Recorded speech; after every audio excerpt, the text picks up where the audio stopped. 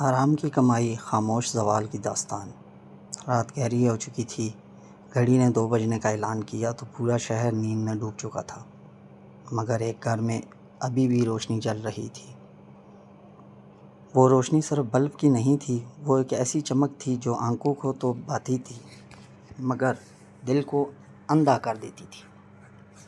ناصر اپنے کمرے میں اکیلا بیٹھا تھا۔ اس کے سامنے نوٹوں کی گڈیاں پڑی ہوئی تھیں، کچھ میز پر، کچھ دراز میں اور کچھ اس کے ہاتھ میں۔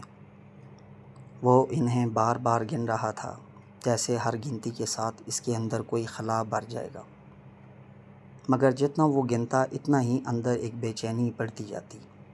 کمرے میں عجیب سی خاموشی تھی، ایسی خاموشی جس میں کبھی کبھی انسان کو اپنی ہی سانسیں بھاری لگنے لگتی ہیں۔ اچانک اس کے ہاتھ رک گئے۔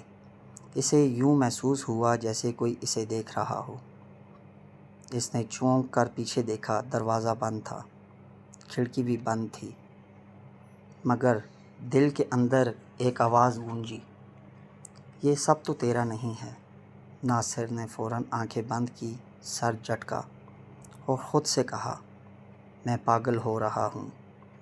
کیا پیسہ ہے؟ سب کچھ ہے، پھر یہ بے چینی کیوں؟ مگر کچھ سوال ایسے ہوتے ہیں جو جواب مانگتے نہیں، خود بن کر جواب سامنے آ جاتے ہیں۔ ناصر ایک سرکاری افسر تھا، ایک ایسا عہدہ جہاں لوگوں کی امیدیں اس کی دستخطوں سے جڑی ہوئی تھیں۔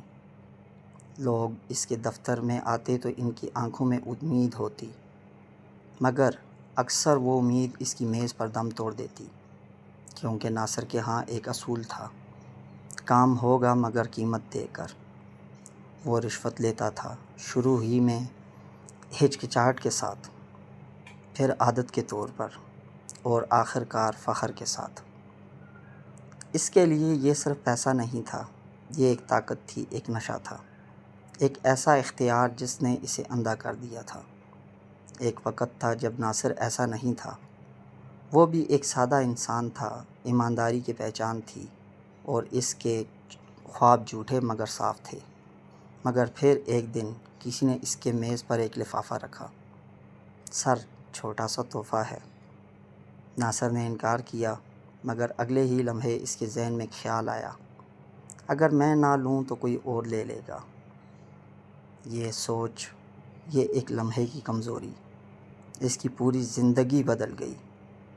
گھر میں سب کچھ بدلنے لگا، پرانا فرنیچر بدل گیا، گھر بڑا ہو گیا، زندگی آسان ہو گئی، مگر جو چیز آہستہ آہستہ ختم ہو رہی تھی وہ تھی برکت۔ اس کی بیوی صبا اکثر خاموش رہتی، وہ جانتی تھی کہ یہ سب کچھ کہاں سے آ رہا ہے، مگر وہ بھی حالات کے سامنے خاموش ہو گئی تھی۔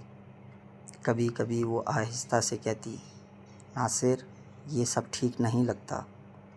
ناصر ہنستا، یہ سب تمہارے لیے ہی تو کر رہا ہوں۔ ان کے بچے علی اور عائشہ اسی ماحول میں بڑے ہو رہے تھے۔ علی کبھی بہت محنتی تھا، استاد اس پر فخر کرتے تھے، مگر جب اس نے دیکھا کہ اس کے باپ کے پاس پیسہ بے حساب ہے تو اس کے اندر محنت کی اہمیت ختم ہو گئی۔ جب ابو کے پاس سب کچھ ہے تو مجھے محنت کیوں کرنی ہے؟ یہ سوچ اس کے دل میں گھر کر گئی۔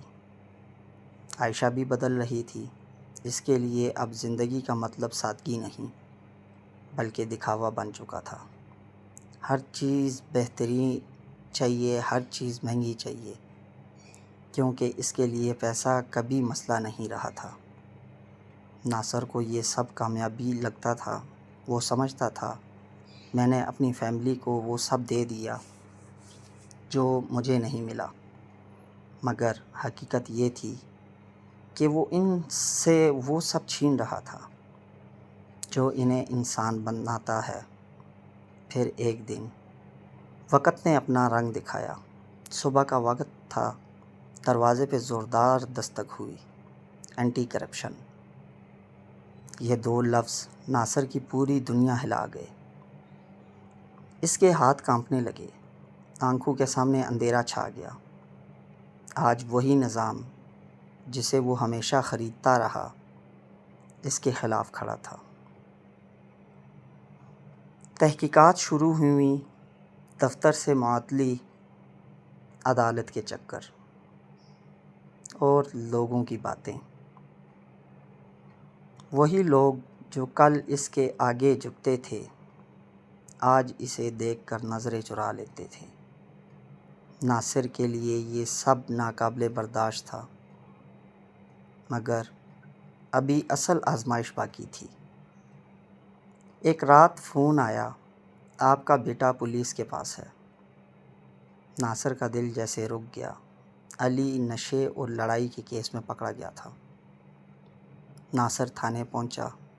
وہی ناصر جو کبھی لوگوں کو انتظار کرواتا تھا آج خود گھنٹوں انتظار کر رہا تھا، مگر اس دن کوئی اس کی نہیں سن رہا تھا۔ گھر آیا تو ایک اور صدمہ منتظر تھا۔ عائشہ ایک ایسے رشتے میں الجھ چکی تھی جس نے گھر کی عزت کو خطرے میں ڈال دیا تھا۔ ناصر ٹوٹ گیا۔ اس کے پاس سب کچھ تھا، مگر اب کچھ بھی نہیں بچا تھا۔ اس رات وہ چھت پر گیا، آسمان کی طرف دیکھا اور پہلی بار خود سے سچ بولا، میں ہار گیا۔ اس کے آنسو رک نہیں رہے تھے۔ اسے ہر وہ چہرہ یاد آ رہا تھا جسے اس نے مجبور کیا تھا۔ ہر وہ دعا اس کے خلاف نکلی تھی اور وہ لمحہ جب اس نے پہلی بار حرام پیسہ لیا تھا۔ اسی لمحے اسے حقیقت سمجھ آئی۔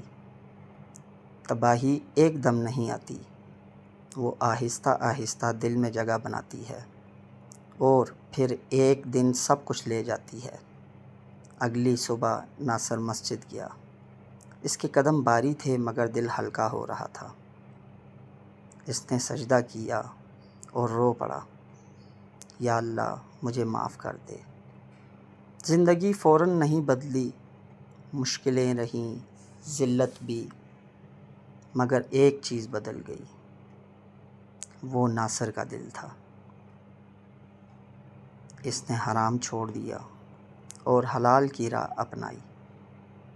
وقت گزرتا گیا، علی نے بھی آہستہ آہستہ خود کو سنبھالا۔ مشکل تھا مگر ممکن تھا۔ عائشہ نے بھی سادگی کو اپنایا اور اپنی زندگی کو نئے سرے سے شروع کیا۔ ایک دن ناصر اپنے چھوٹے سے صحن میں بیٹھا تھا۔ ہاتھ میں چائے کا کپ تھا اور چہرے پر سکون۔ وہ مسکرایا اور آہستہ سے بولا، میں نے سب کچھ کما لیا تھا مگر سکون کھو دیا تھا، اور جب سکون واپس ملا تو پتہ چلا یہی سب کچھ تھا۔ حرام کی کمائی صرف پیسہ نہیں لاتی، وہ بے چینی، بد دعا اور تباہی بھی ساتھ لاتی ہے۔ یہ وقتی خوشی دیتی ہے مگر آخر میں انسان اس کا سکون، عزت اور اولاد سب چھین لیتی ہے۔ اصل کامیابی زیادہ پیسہ نہیں بلکہ وہ رزق ہے جس میں برکت ہو اور وہ زندگی جس میں سکون ہو۔ اگر آپ کو یہ سٹوری اچھی لگی ہے تو اس چینل کو سبسکرائب کریں، ویڈیو کو لائک کریں اور کمنٹس میں اپنے رائے لازمی دیں تاکہ میں آپ کے لیے اسی طرح دل کو چھو لینے والی سٹوری